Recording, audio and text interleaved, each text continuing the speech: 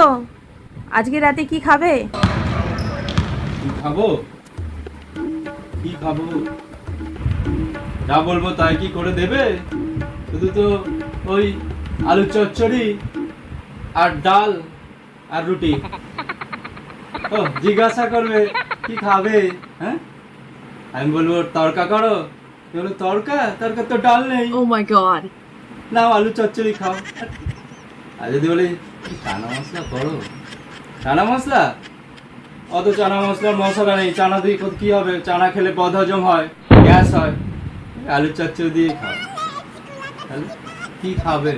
ওই মুখেই বলো খাবে, খাওয়া তো আর না কোনো সময়।